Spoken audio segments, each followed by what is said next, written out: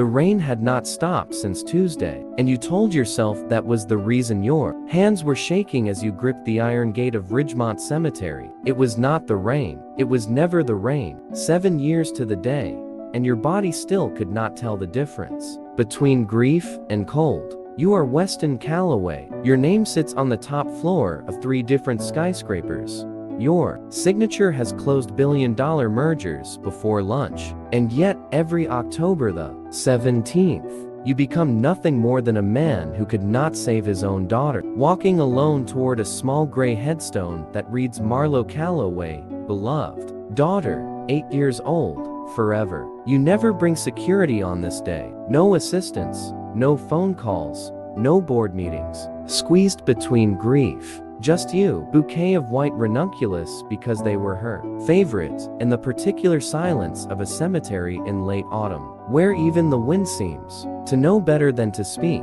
You knelt the way you did every year, your $3,000 coat soaking up mud you didn't care about, and you pressed your palm flat against the cold stone the way you used to press it against her forehead when she had a fever. You whispered the same for words. You always whispered, "I'm still here, baby." And that was when you heard the laugh. Not loud, not intrusive, just a small, bright sound drifting between the headstones. The kind of laugh that didn't belong in a place built for mourning, and yet somehow felt like it had always belonged there. You turned, annoyed at first, the way grief makes you protective of your sorrow, as if someone else's joy were a trespass. And then you saw her, a little girl, maybe 7, in a yellow raincoat 2 sizes too big, hopping between puddles, near the Hendricks family plot, 2 rows down.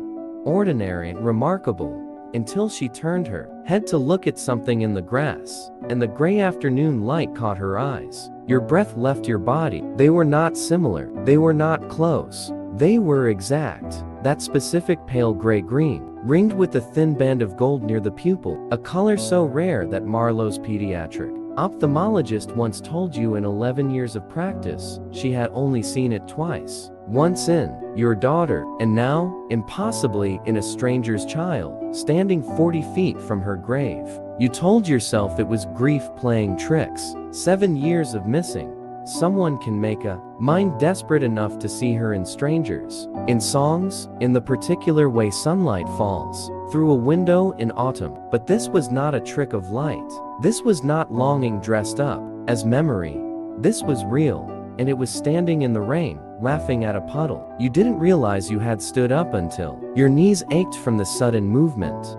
You didn't realize you were walking until you were 3 headstones closer. The little girl noticed you before you reached her, and unlike most children, faced with a strange man in an expensive coat, she didn't flinch. She simply tilted her head and said, "You're crying." You hadn't known. You touched your own face and found she was right. "I'm sorry," she said, though she had done nothing wrong. "My mom says people cry here because they miss someone real bad." "Your mom's right," you managed. A woman's voice called out then, sharp with the particular worry only a parent understands. And a figure hurried between the headstones towards you both. She was maybe 30, dressed in a thrift store peacoat, hair pulled back in a way that spoke more of exhaustion than style, and she reached the little girl in 3 long strides, pulling her back gently but firmly. "Junie, told you not to wander off."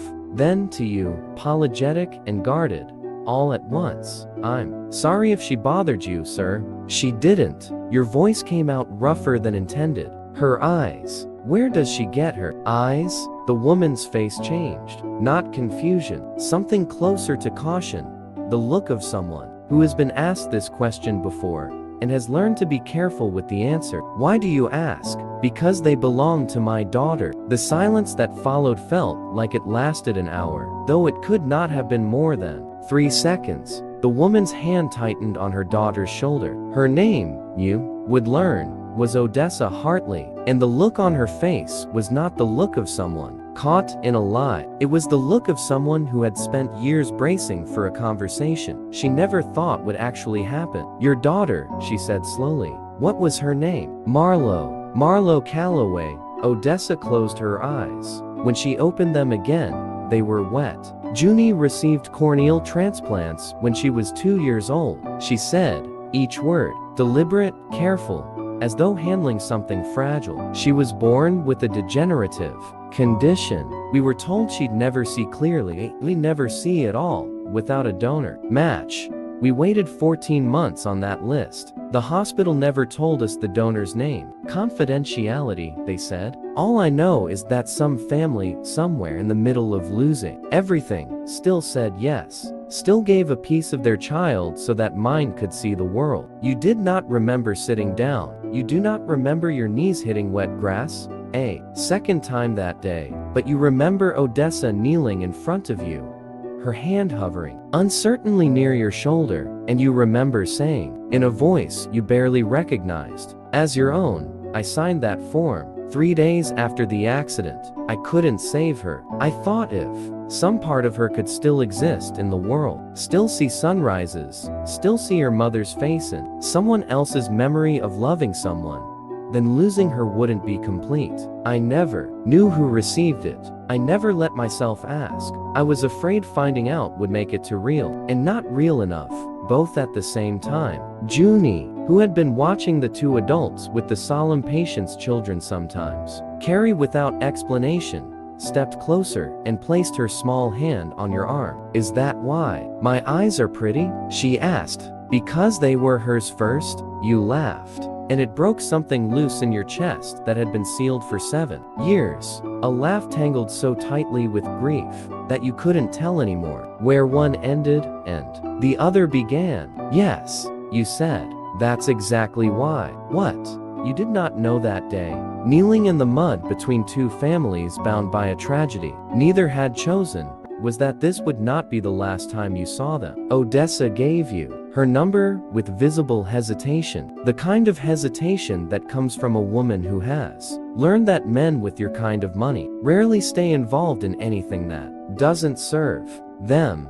You understood the hesitation. You had built an empire, in part, by being exactly the kind of man people were right to be wary of. But grief, real grief, strips away the parts of you built for boardrooms. You called her 3 days later, not to make an offer, not to write a check and disappear the way your lawyers would have preferred, but to ask if you could take Junie and her mother to lunch, just to sit across from a child who carried a piece of your daughter in the most literal way a human being can carry another, and to remember, for 1 hour, what it felt like to watch a little girl blink at the world with curiosity instead of pain. That lunch became a habit. The habit became a friendship, cautious and slow, the way trust always is between people who have been burned by circumstance. You learned that Odessa worked 2 jobs, a daytime shift at a diner and night hours cleaning offices, because Junie's medical bills after the surgery had swallowed whatever savings existed,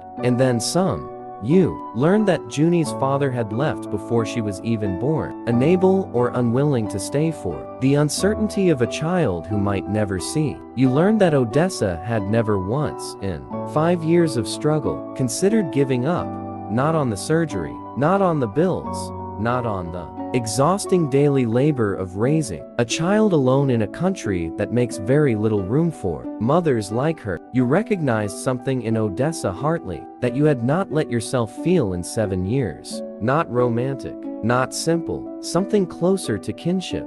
The particular understanding shared by 2 people who have both stood at the edge of losing everything and chosen, against every reasonable instinct, to keep standing. The twist, if you could call it that, was not the eyes. The eyes were only the doorway. The twist was what waited on the other side of that doorway, buried in a detail Odessa mentioned, almost in passing over their 4th lunch together, the way people mention things they've stopped believing matter. The transplant coordinator told me once, Odessa said, stirring sugar into coffee, she couldn't really afford, that the donor family had asked for one thing, just one condition attached to the gift, that if the recipient was a child, and if that child ever wanted to know, someday, someone would tell her the truth about where her sight came from. Most donor families never ask for anything. Yours asked for honesty. I always wondered about the kind of person who, in the middle of the worst week of their life, thought to protect a stranger's right to know the truth. Someday, you remembered signing that condition. You remembered your hand shaking so badly.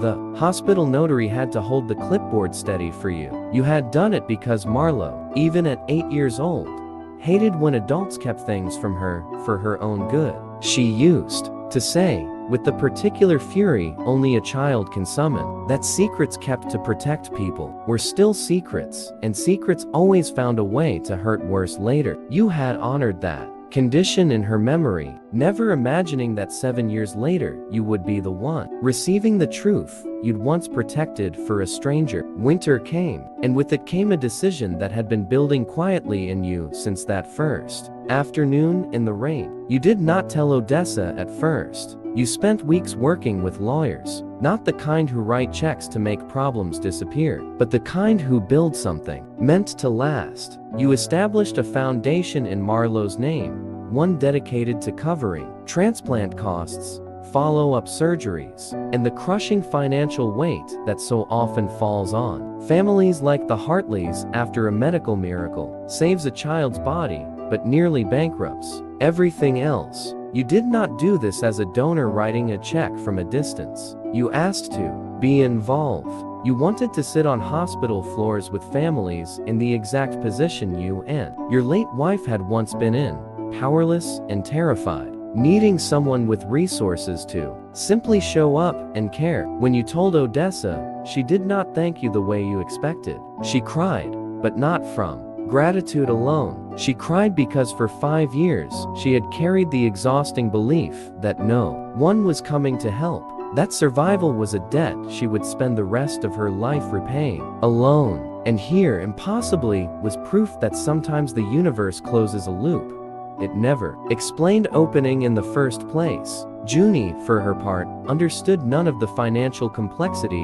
and needed none of it explained. What she understood was simpler and somehow larger. She understood that a girl she never met, a girl whose name she now knew by heart, had given her something precious, without ever meeting her, without ever knowing her name, without ever getting the chance to grow up and see what kind of person that gift might help create. Junie began asking questions about Marlowe, the way children ask about people they've decided to love without needing permission. What was her favorite color? What made her laugh? Did she like puddles, too? You answered every question you could. You told her about Marlowe's obsession with ranunculus flowers because she thought they looked like something from a fairy tale. You told her about the time Marlowe insisted on wearing rain boots to a wedding because she refused to let anyone tell her what shoes matched an outfit. You told her, slowly, carefully, about the accident, in language soft enough for a child, but honest enough to honor the daughter you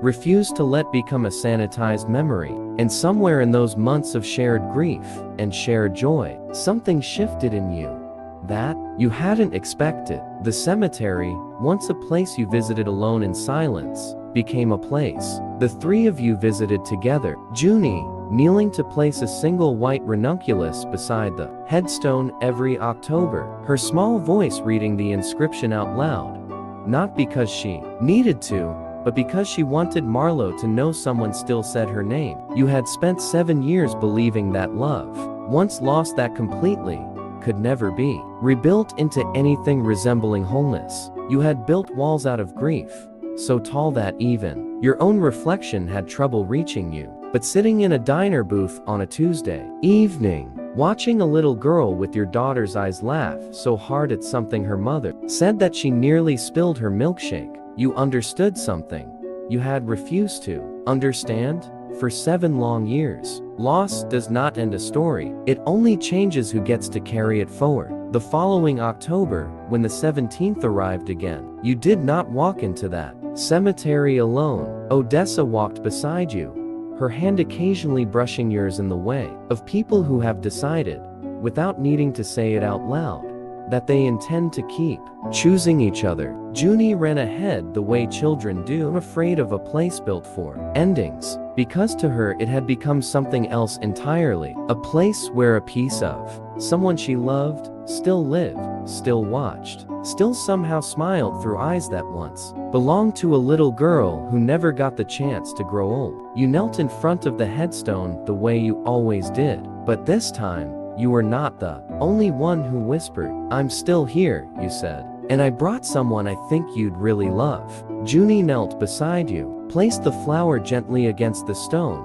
and looked up with Marlowe's exact eyes, catching the autumn light. "Hi, Marlowe," she said softly. "Thank you for letting me see." And for the first time in 7 years, the tears that fell from you in that cemetery were not only made of grief, some of them, quietly, impossibly, were made of gratitude. Because sometimes, the people we lose do not simply leave. Sometimes they find a way to keep giving long after we thought their story had ended. And if you are lucky enough to notice, if you are brave enough to kneel down and look closely, you might just find them looking back at you through someone else's eyes, waiting patiently for you to remember how to hope again. Sometimes the people we love never really leave us, they just find new ways to stay close. If this story touched your heart today, hit subscribe. I will see you in the next one.